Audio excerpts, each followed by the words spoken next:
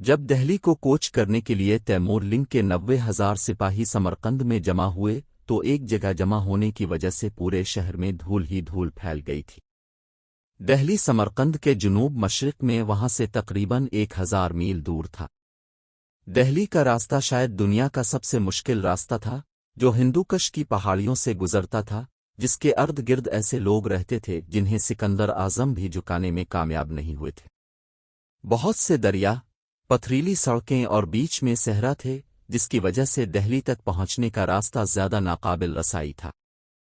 اگر ان پر قابو پا بھی لیا گیا تو تیمور کی فوج کو ان طاقتور ہاتھیوں کا سامنا کرنا پڑے گا جو تیمور اور اس کی فوج نے پہلے کبھی نہیں دیکھے تھے۔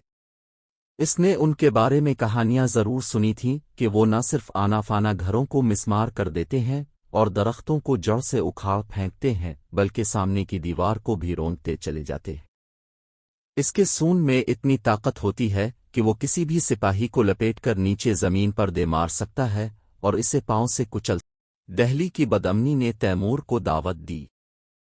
اس وقت دہلی کی حالت اچھی نہیں تھی۔ سنہ 1338 میں فیروز شاہ تغلق کی وفات کے بعد پورا ہندوستان بنگال، کشمیر اور دکن جیسے علاقوں میں تقسیم ہو گیا تھا۔ مشہور مورخ سر جارج ڈنبر اپنی کتاب دی ہسٹری آف انڈیا میں لکھتے ہیں، فیروز کی موت کے بعد 10 سال کے اندر دہلی پر یک کے بعد دیگرے 5 بادشاہوں، ان کے پوتے اور ان کے چھوٹے بیٹے کی حکومت رہی۔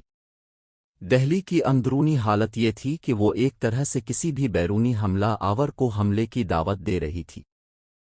سمرقند سے نکلتے ہی چڑھائی شروع ہو گئی۔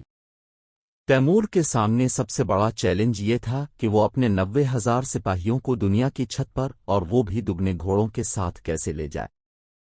جسٹن مروزی اپنی کتاب Tamerlane sword of Islam a conqueror of the world میں لکھتے ہیں، تیمور کی فوج کو مختلف علاقوں سے گزرنا پڑا جہاں کا موسم ایک جیسا نہیں تھا۔ تیمور سے کم قیادت کی صلاحیت رکھنے والے کسی بھی شخص کی تباہی کے لیے اتنا ہی کافی تھا۔